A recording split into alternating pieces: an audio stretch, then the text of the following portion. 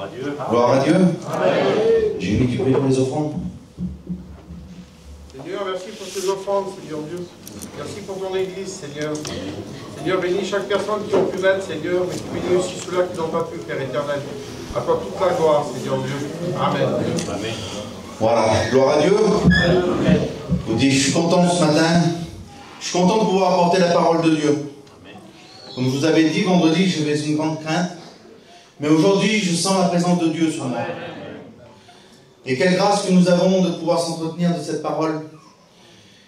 Je pensais à ça, quelle grâce que nous avons de pouvoir avoir des lieux pour pouvoir s'entretenir de la parole de Dieu. Et puis écoutez, j'ai regardé, ça fait déjà quelques temps que je regardais cette histoire. Cette histoire m'a plu et cette histoire est certainement, on l'a vécue, chacun d'entre nous. Et puis je regardais donc dans la parole et puis je pensais à cela. Vous avez déjà certainement ressenti ces sentiments-là, ces sentiments d'injustice, des sentiments de trahison, des sentiments des fois où c'est qu'on est oublié. Quand des fois on se retrouve dans des situations et on dit regarde, on m'a oublié encore. Et on m'a encore oublié. Mais ce qu'il faut savoir, c'est que Jésus n'oublie pas. Jésus jamais n'oublie. Écoutez, il y a un but pour toi. Quand tout va mal, quand des fois on se retrouve dans des situations compliquées, qu'on se retrouve comme emprisonné, Jésus n'oublie pas. Et puis, je pensais à cela, et puis écoutez, il y a une histoire dans la Bible qui m'a interpellé. Et cette histoire, on la connaît tous. On peut dire que même les enfants la connaissent. C'est l'histoire de Joseph. Joseph, un garçon de 17 ans, qui a été vendu par ses frères, humilié, faussement accusé, mis en prison. Et c'est de lui que je voudrais parler ce matin. Avant ça, je ne peux rien faire si Dieu n'est pas présent. Et je voudrais que Babao puisse me présenter. Seigneur, je veux te louer et te rendre grâce. Je veux te remercier encore pour ce matin, Seigneur. Merci d'être là, Barodével. Merci pour la place que j'occupe. Seigneur, merci pour la grâce. Merci pour ton amour, Seigneur, que tu as déversé dans ma vie. Merci pour tous tes bienfaits. Tu connais tout, tu sais tout. Seigneur Jésus, tu vois, Seigneur Jésus, mon Père, qui a besoin de ta grâce. Et il a besoin, Seigneur Jésus, que tu lui fasses rappeler sa méditation, Seigneur. Et il a besoin de cette liberté que tu as donnée, Seigneur, dans nos vies. Il en a besoin pour son cœur, pour pouvoir apporter, Seigneur Jésus, à l'Assemblée ce matin. L'Assemblée a besoin de toi, Seigneur. Et ton serviteur a besoin de toi. Alors, Seigneur, on t'invoque ce matin pour que tu viennes bénir ton Église ce matin. Que ta parole, Seigneur Jésus, soit des flèches pour nos cœurs, Barodével. Que la gloire et l'honneur te reviennent ce matin. Pourquoi tout te revient. Amen. Amen. Gloire à Dieu. Écoutez, il y a certaines personnes qui ont fait la comparaison avec Joseph et puis Jésus. Et il y a entre 100 et 120 parallèles de l'histoire. Alors je ne vais pas rentrer dans ces détails-là, mais certainement qu'au long du message, tu vas peut-être y penser que Jésus l'a fait aussi. Et puis, donc, je regardais la parole de Dieu. Et puis Joseph est ici, il est là, il est parmi son père. Son père l'admire parce qu'il l'a eu dans sa vieillesse. Et puis, écoutez, il est là, il est avec ses frères. Tout va bien. La Bible a dit qu'il pète le troupeau avec ses frères et que tout est bien. Mais Joseph a quelque chose de différent de ses frères. Joseph, lui, quand son père lui demande quelque chose, il ne réfléchit pas, il le fait. Écoutez, quand ses frères font quelque chose qui ne va pas, il en parle au père. Il en parle au père. Et puis écoutez, dans l'histoire, elle nous dit que Joseph est là, et puis que, comme je vous dis, tout va bien. Et puis à un certain moment, les frères de Joseph, eh bien écoutez, ils ont commencé à avoir de la haine envers lui. La Bible, elle dit qu'ils ont commencé à avoir de la haine avec lui, de la haine importante. Et puis, il y a certaines personnes que c'est comme ça. Quand on regarde pas, qu'on n'a pas les regards sur Dieu, eh bien écoutez, il n'y a rien qui va. Le frère, ça va pas. Et puis l'autre, ça va pas. Et puis l'autre, ça va pas. Et puis pourquoi c'est toujours lui? Et pourquoi toujours elle? Mais pourquoi alors? Mais parce que lui ou elle, qui est ancré dans les choses de Dieu et qui écoute le Père, il est admiré du Père. Il reçoit les cadeaux du Père. Amen. Et puis la Bible, elle dit que son Père est là et puis qu'il lui offre une belle tunique. Et quand il lui offre cette belle tunique, les frères qui sont là à côté de lui, ils sont jaloux de lui. Ils sont jaloux de lui, c'est encore lui. C'est encore lui qui est mis en avant. Mais pourtant, nous aussi, on est ses enfants. Chacun d'entre nous, on est ses enfants. On est les enfants de Dieu. Mais quand on travaille pour le Père, il nous offre des cadeaux. Quand on a des regards sur lui, il nous donne tout. Vous n'avez pas reçu beaucoup de Dieu? Je vous pose cette question. Mes frères, mes sœurs, vous n'avez pas reçu beaucoup de Dieu? C'est bon quand on reçoit de Dieu. Mais quand on reçoit de Dieu, c'est parce qu'on a obéi à sa parole. Qu'on a obéi à ce qu'il nous demandait. Et puis c'est ce qu'il fait Joseph, il obéit. Et puis la Bible, elle dit qu'il se passe un moment, un temps. Et puis ses frères sont partis pour paître le troupeau. Et puis son père, au bout d'un moment, s'inquiète pour ses fils. Il dit à Joseph, va les retrouver. Et puis lui, il ne cherche pas à comprendre. Il va, et puis il va vers ses frères. Et puis, au long de la route, il allait vers ses frères, parce qu'il les aimait, lui, ses frères.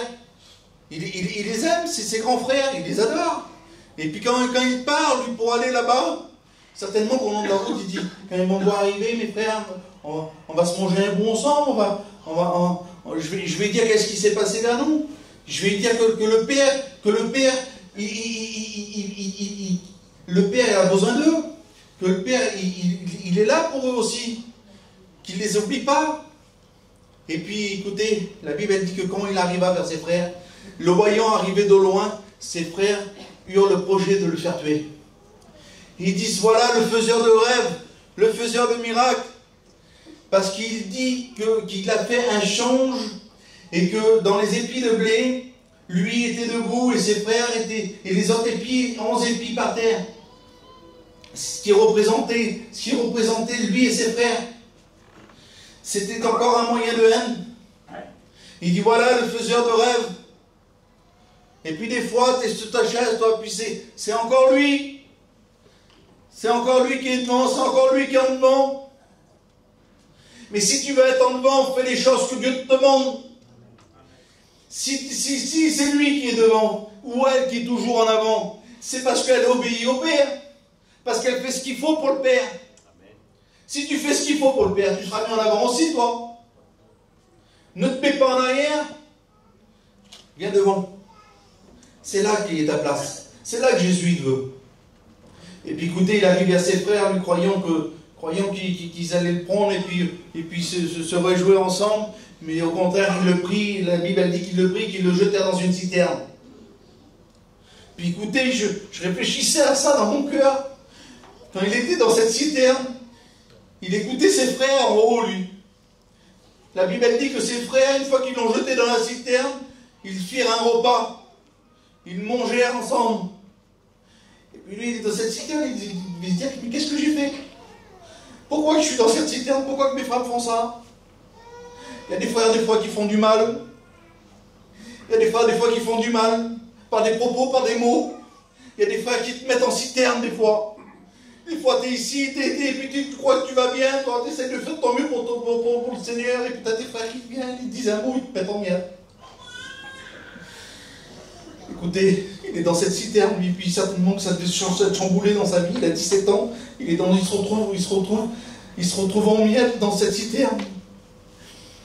Et puis, certainement qu'il pensait à son père, qu'est-ce qu'ils vont dire mon père, qu'est-ce qu'il va faire mon père. Et puis écoutez, mes frères, ils vont me remonter quand même. Je ne veux pas rester là tout le temps. Il y en a un qui va venir vers moi, qui va me dire un mot, ça va me relever. Le Seigneur, il va me relever. Et puis lui, il est dans cette citerne, et puis il réfléchit dans sa tête, et puis il commence à prier son Seigneur. il connaît Dieu. Il commence à prier Dieu de tout son cœur dans cette citerne. Et puis d'un seul coup, il est en train de prier, et puis d'un seul coup, une corde descend.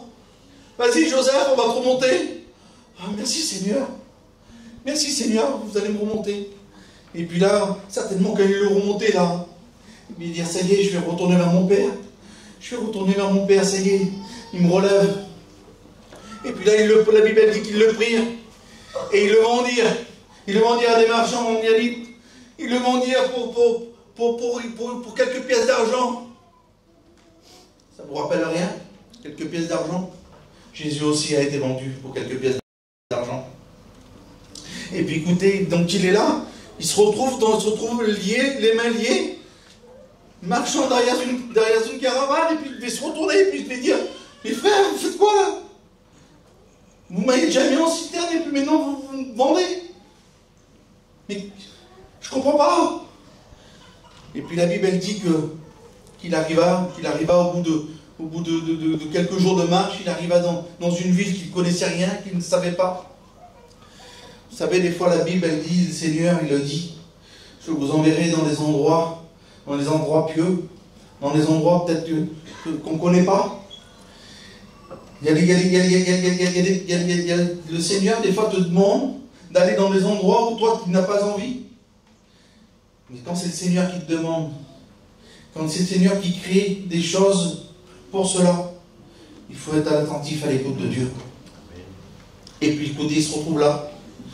Et puis il vient Boniface, il vient un homme qui le vit, mais Joseph, il est à part de tout le monde. C'est pas un esclave à la base.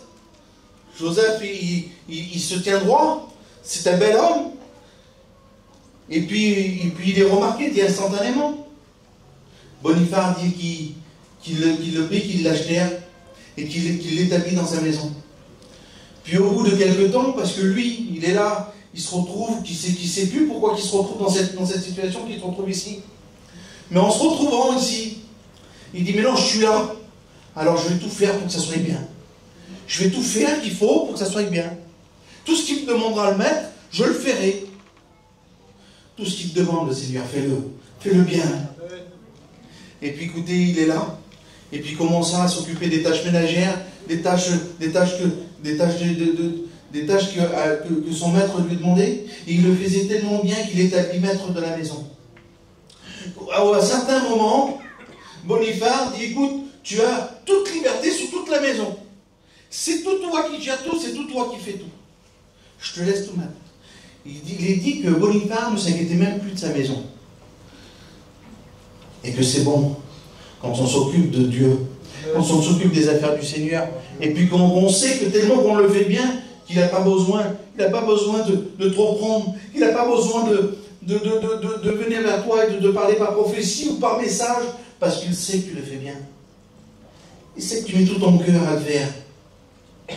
Et puis, bien sûr, il y a notre ennemi qui est là. Notre ennemi sera toujours là pour nous attaquer, sera toujours là pour nous persécuter, pour nous faire du mal. La Bible, elle dit qu'il se retrouva encore dans une situation, et puis écoutez, le maître du lieu s'enflamma de colère, et il prit encore Joseph et le mit en prison. Il se retrouva encore dans une situation d'une pénitence. Et combien de situations tu t'es trouvé, toi, où tout allait bien, et puis d'un seul coup, tout va mal. D'un seul coup, tu es en miettes. Écoutez, je le dis, j'étais aux écoles publiques, j'étais avec mes frères, je me régalais, je faisais mes petits cours, j'étais trop bien. J'étais trop bien. Puis d'un seul coup, j'apprends que mon père est malade. Une catastrophe. Je suis à 700 km, comment faire? Mais comment faire? Il a fallu que je revienne, et puis qu'on fasse ce qu'il y a à faire, bien sûr. Puis entre-temps, encore une autre situation qui tombe bas. La séparation, 2 mois après. Mon père, des examens qu'il était en train de faire. Et puis de l'autre côté, voilà, je le dis, excusez-moi. Voilà, ma belle-mère perd sa soeur en quelques mois. Mais que des situations compliquées qu'on se retrouve des fois. Mais pourquoi ces situations-là? Qu'est-ce que j'ai fait? l'ennemi fait du mal, et puis les questions se posent dans nos têtes. On ne sait plus comment faire des fois. On est perdu, dépourvu de sens. Et par contre, on a un fondement. On a la pierre angulaire qui est sur nous, qui est dans notre foyer, qui est Jésus. Et heureusement qu'on l'a, parce que c'est lui qui nous fortifie, qui nous dit prends courage, continue à avancer, ça va aller. Encore un peu plus loin, ça va aller. Encore un peu plus loin, t'inquiète pas. Alors, il est dans cette prison, Joseph. C'est compliqué pour lui, mais il se dit encore cette parole-là. Je vais tout faire dans cette prison pour que ça aille. Je vais tout faire, je vais tout mettre en œuvre pour que ça aille. Joseph est humble. Joseph, lui, il a des paroles gentilles. Il est bon pour son prochain. Il est bon pour les siens. Et puis dans cette prison, la parole nous dit qu'il commença à prospérer dans la prison. Comment tu peux prospérer dans une prison? Eh bien écoutez, lui, il allait auprès de ses frères. Il raconta, il parla de ce qu'il connaissait. Il toujours un mot gentil. La Bible, elle dit qu'il se retrouva encore à la deuxième position de tous. Le gardien de la prison ne s'inquiétait même plus de la prison, parce qu'il savait que Joseph s'en occupait pleinement et à merveille. Tout ce qu'il faut faire, il faut le faire bien. Et puis il se passa un temps, des années, et puis deux personnes qui rentrent à l'intérieur. Et puis au bout d'un certain temps, il va les voir, il s'en occupe. Et puis ils disent on a fait un songe. Mais il dit écoutez, les songes appartiennent à Dieu. Expliquez-moi-les et je vous répondrai. Et puis les deux frères, ils racontent leurs songes. Et puis il explique les songes. Il dit écoutez, il dit il y avait une vigne avec du raisin. Il dit je pressais le raisin et je le donnais à Pharaon. Il dit il y avait 3 vignes. Et Joseph dit dans 3 jours tu seras rétabli dans ta position. Et puis l'autre qui est à côté, voyons que c'était positif ce qu'il disait Joseph. Il dit écoute, il dit moi, il dit j'avais des paniers sur moi. Des paniers de pain, de pain et puis de viennoiserie, des pains au chocolat, des affaires, il dit sur lui. Il dit, et les oiseaux venaient manger sur ma tête. Il dit, il y avait 3 panières. Mais il dit, dans 3 jours, il dit Pharaon, il dit, enlèvera la tête sur tes épaules. Alors écoutez, la Bible elle dit que ça se passe comme il l'avait dit. La Bible elle dit que ça se passe comme il l'avait dit. Écoutez, voyez l'importance des fois que quand un frère il vient vers nous et qui nous raconte son témoignage ou une expérience qu'il a vécue, qu'elle soit positive ou mauvaise, il faut être délicat dans nos propos et toujours dire ce que le Seigneur veut que la personne fasse, afin de pouvoir la rétablir à sa position. Des fois, peut-être tu es ici, et puis écoutez, tu es peut-être dans une mauvaise position. Mais le Seigneur, ce matin, il te dit que si tu es attentif à la parole de Dieu, que si tu fais ce que Dieu te demande, il te rétablira. Il te fera remonter, comme il a fait pour cet homme. Et puis, un petit peu plus loin, on est bien ce matin? Vous êtes avec moi, hein? Et puis la parole de Dieu nous dit qu'au bout d'un certain temps, Pharaon fit un songe. Là, c'est plus les disciples, c'est Pharaon qui fait un songe. Et personne ne pouvait expliquer ce songe. Mais il y a lui qui lui donne le vin. Il dit, écoute, il dit, dans tes prisons, il y a une personne. Dans la prison, il y a une personne qui peut raconter ce que tu fais.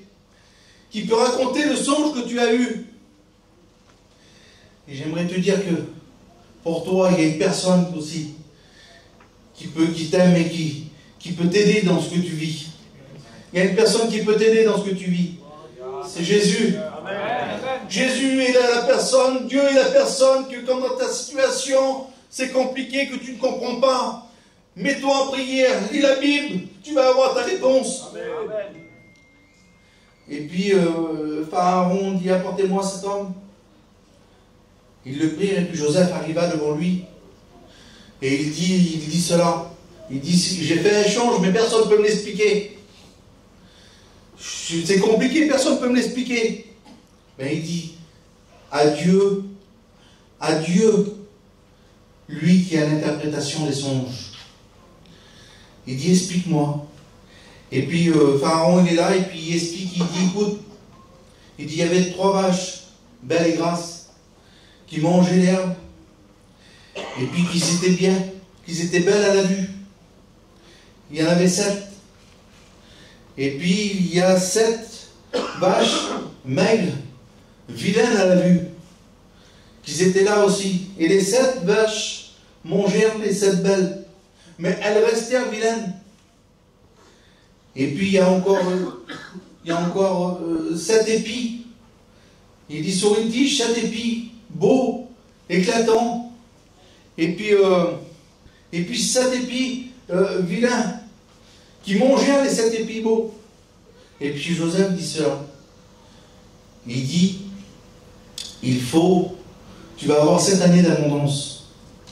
7 années d'abondance où c'est qu'il y aura tout ce qu'il faut. Et puis 7 années de famine. Mais encore là, Joseph, à ce moment-là, quand il raconte ça, je pense qu'il ne sait pas tout ce qui va se passer encore derrière.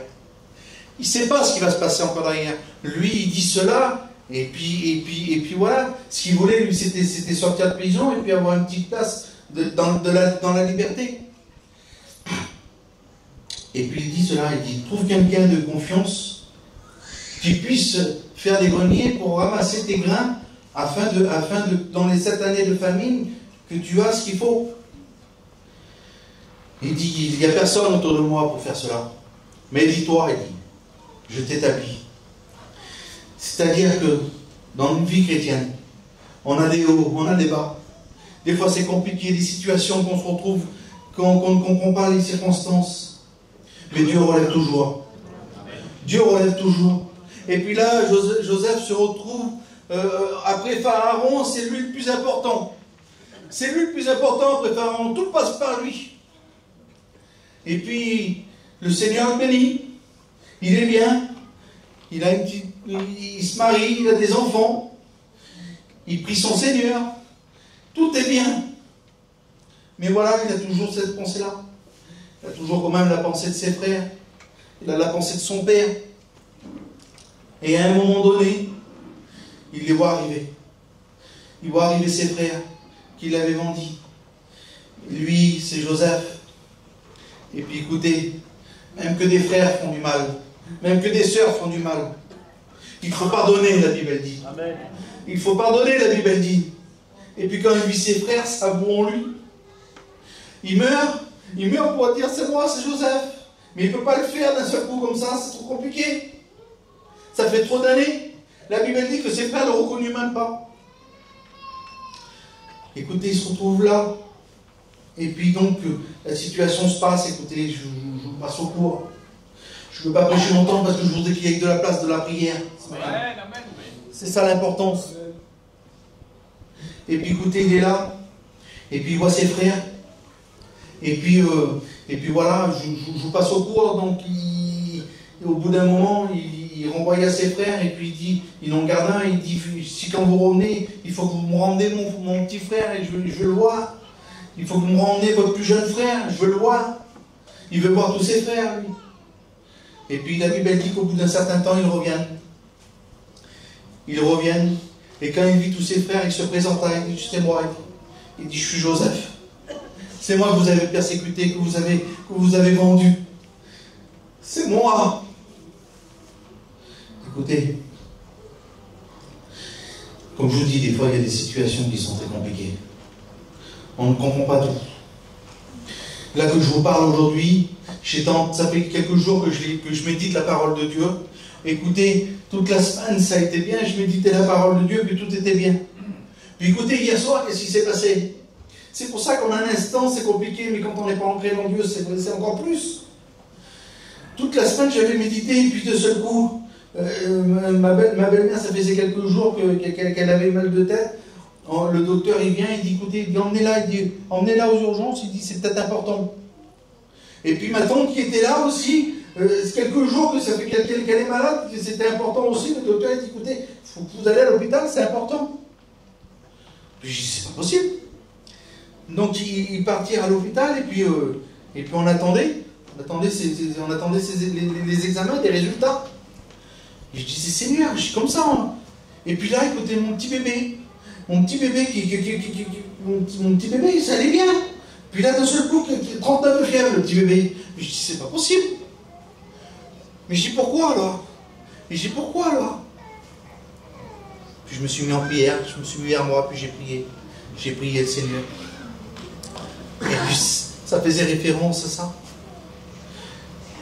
Quand tout va bien, prends des réserves. Quand tout va bien, prends des réserves pour ta vie. Parce que quand tout va mal, tu vas en avoir besoin. Quand tout va mal, tu en as besoin de ces réserves-là. On dit souvent qu'il faut partir en mission pour prendre des réserves. C'est vrai qu'en mission, on est bien. En mission, on est bien. On est entouré de nos frères. On s'entretient de la parole de Dieu. Il faut prendre des réserves. Parce que des fois, l'hiver, c'est dur. L'hiver, des fois, c'est difficile. Mais écoutez, dans cet hiver, il va y avoir encore des jeûnes. Dans cet hiver, il va y avoir encore des moments de prière. Dans cet hiver, il va y avoir aussi des bonnes choses pour toi. Fais tout ce qu'il y a à faire.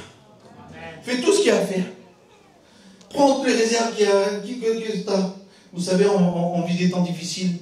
On vit des temps durs. Regardez ce qu'elle dit, la parole de Dieu. Regardez, c'est dans Philippiens. Elle dit cela. Afin que vous soyez irréprochables et purs, des enfants de Dieu, irrépréhensibles au milieu d'une génération perverse et corrompue, parmi laquelle vous brillez comme des flambeaux dans le monde. Soyons des lumières. Soyons des lumières, des flambeaux encore dans cet hiver.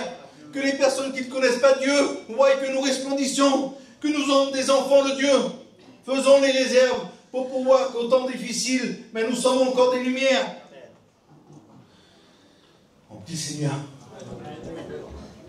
Seigneur Jésus, je te loue et te rends grâce, Père. Je te remercie, Seigneur Dieu, pour ta parole, Seigneur Dieu. Peut-être mal dite, Seigneur Jésus. J'ai fait mon possible, Seigneur Dieu, mais toi tu connais toutes choses, Seigneur Jésus. Merci de ta grâce, Seigneur Dieu. Et merci de toute ta bonté. Bénis ton assemblée ce matin, Seigneur Jésus. Merci, Seigneur Dieu, parce que tu es un Dieu vivant. Et je sais que tu as parlé dans les cœurs ce matin encore, Seigneur Jésus. À toi toute la grâce, à toi toute la gloire, ô Père des Pères. Gloire en ton nom, Seigneur. Que Dieu vous bénisse. Prions quelques instants, Seigneur. Remercions-le pour sa parole.